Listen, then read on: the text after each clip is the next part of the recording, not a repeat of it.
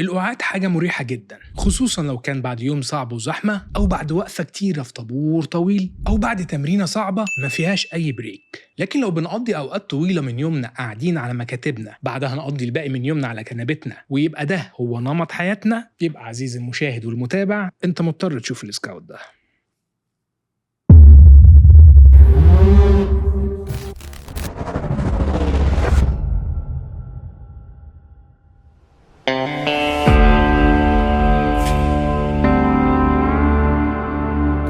إنك تبان أكبر بالرغم من سنك الصغير، أو إنك تظهر عليكي تجاعيد قبل أوانها، فدي أسباب كافية تجبرنا إن إحنا نحافظ على صحتنا وباتباعنا لأساليب الحياة الصحية المعروفة زي الأكل الصحي وممارسة الرياضة من وإحنا شباب، فده بيخلينا دايماً في السيف سايد، مش كده ولا إيه؟ لا، في دراسة اتنشرت في جامعة هارفارد ونورث ويسترن وسي دي سي اللي هي مراكز السيطرة على الأمراض والوقاية منها، بعنوان قطع فترات القعاد الطويلة بفترات قصيرة من أي تمارين رياضية.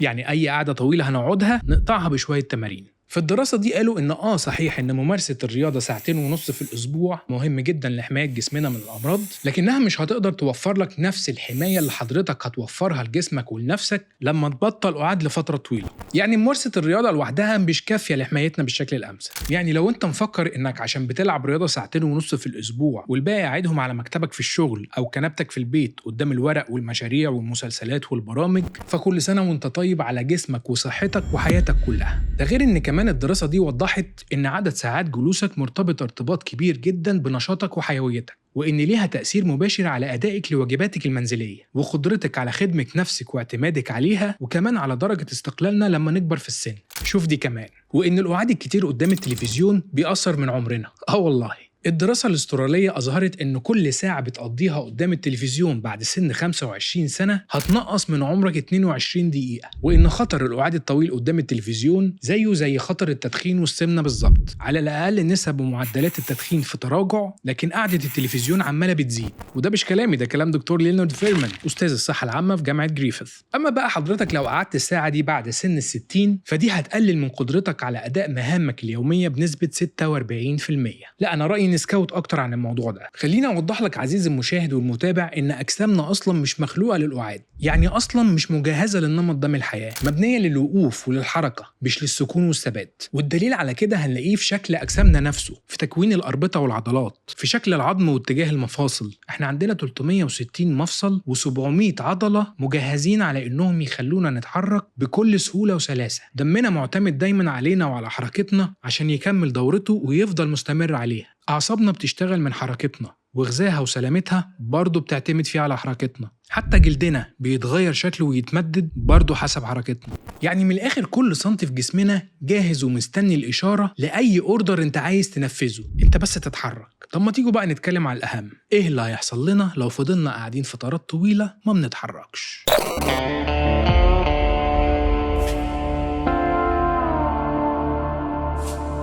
تعالوا ناخد من أول العمود الفقري والمشاكل اللي ممكن تحصل فيه. تخيلوا معايا كده إن عمودنا الفقري ده عبارة عن عمارة طويلة مبنية من العظم، بين كل عظمة والتانية في أقراص مدورة من الغضاريف ثابتة ومستقرة دايما في مكانها، وعليها بتيجي المفاصل والعضلات والأربطة اللي بتيجي تقوم ماسكة المبنى ده كله ببعضه وتحميه من الانهيار. فلما احنا بقى نيجي نقعد على شغلنا قعدة طويلة، أو على الكنبة بنتفرج على المسلسل اللي عايزين نخلصه كله في قعدة واحدة، أو حتى على مذاكرتنا ده إذا كنا بنذاكر أصلا، فبيحصل في القعدة الطويلة دي ضغط جامد جدا على الغضاريف، والضغط ده مع الوقت بيسبب لها التهابات بتنتهي بتآكل. ده غير كمان إن تانية ظهرنا طول فترة قعدنا دي بتشد كل عضلاته وتخلي قفصنا الصدري مضغوط ومنكمش، وبناء عليه هيقوم ضاغط هو كمان على الرئة وكابس على نفسها. وقت ما الرئة يتكبس على نفسها مش هيكون عندها مساحة كبيرة تملى فيها الهواء اللي هتتنفسه، فتقل كفاءتها والأكسجين لا هيخش لجسمك ولا لعضلاتك. حتى جربها كده، اقعد فترة طويلة بعدها حاول تملى نفسك للآخر، ولا بلاش. في كمان أضرار تانية بتحصل في نسيج عضلاتنا، الأنسجة الطرية الحساسة قوي دي اللي عبارة عن شرايين وأوردة وأعصاب اللي كلها بتتسد أول ما بنطول في قعدتنا.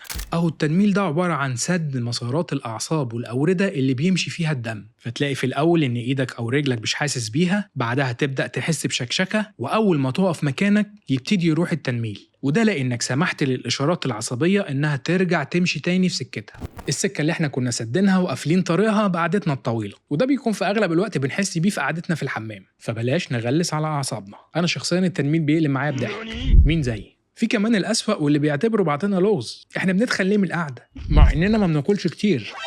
القعدة الطويلة بتعطل عندنا إنزيم اسمه اللايبيز، وده إنزيم مسؤول عن هضم الدهون في أجسامنا. التعطيل ده بيخلي عملية الحرق عندنا بتبقى بطيئة، فتتراكم الدهون في البطن والجناب ويزيد وزننا وتزيد أمراض السمنة. ده غير إن الدهون كمان هتبتدي تتراكم جوه الشرايين فترفع ضغط الدم وتبتدي تظهر لا قدر الله الجلطات. عشان كده بنلاحظ إن أغلبية الناس اللي شغلها على مكاتب أو بتقعد وقت طويل عليه وزنهم بيكون زايد حبتين وعندهم بطن، على عكس اللي شغلهم دايما بيكون معتمد على الحركة، جسمهم بيبقى رشيق وبطنهم ما فيهاش كرش. فافتكروا دايما إن كل ما هتقعدوا وقت طويل في مكانكم كل ما الدهون هتفضل موجودة مكانها ومش هتتحرق فهتتخنوا، وكل ما هتتحركوا باستمرار وحالتكم البدنية هتبقى في نشاط فهتفضلوا دايما في الأمان. القعاد كمان لفترات طويلة ليه تأثير كبير جدا على المخ، لأن كتر القعدة بيضعف حركة الدورة الدموية ويقلل من سرعة دوران الدم فيها، فبالتالي الأكسجين اللي رايح للدماغ عشان يشغلها هيقل، فهيبقى التركيز ساعتها في أعلى مستوياته زي ما انتوا شايفين كده بالظبط، وهيفضل نشاط دماغنا يقل ويقل ويقل كل ما طولنا في القعدة، لحد ما هنلاقي راسنا في الآخر نملت ومش مستوعبين أي حاجة، ويبقى كل هدفنا في اللحظة دي يا نقوم نقف ونفوق يا نروح وننام.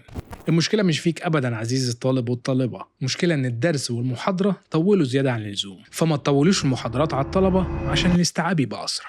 العلماء والباحثين أكدوا إن الآثار السلبية للقعاد الكتير تأثيرها مش بسيط زي ما احنا فاكرين، يعني مش مجرد تنميل أو تعب في الفقرات على قلة تركيز، لا دي ليها علاقة وارتباط قوي جدا بأمراض القلب وببعض أنواع السرطانات وبمرض السكر والفشل الكلوي والكبد. تقارير منظمة الصحة العالمية وضحت بأن 9% من حالات الوفاة المبكرة على مستوى العالم سببها الخمول وقلة الحركة، يعني أكتر من 5 مليون شخص، وده رقم قريب جدا من عدد الوفيات السنوية الناتجة عن التدخين اللي هو 8 مليون. تخيلوا كده معايا عادة احنا شايفينها بسيطة ومستسهلينها عندها القدرة والقوة انها تغير من حالتنا وكل حياتنا وتقضي على سلامتنا وصحتنا بالبطيء. هي خلايا نايمة ما تحسش بنتيجتها دلوقتي، لكنها لما تنشط وتقوم عليك ساعتها هتكون خطيرة، خصوصا بعد انتشارها الكبير وقت جائحة كورونا واللي تلاها من سلوكيات زي تغيير لايف ستايل حياتنا أو الأماكن اللي بنخلص فيها شغلنا، أو حتى سياسة التباعد اللي كانت نتيجتها الورك فروم هوم والشغل المكتبي الكتير واعتمادنا الكبير على السوشيال ميديا وإدماننا عليها من متابعة منصات الأفلام والمسلسلات وبرامج الانترتينمنت اللي على كل موقعها.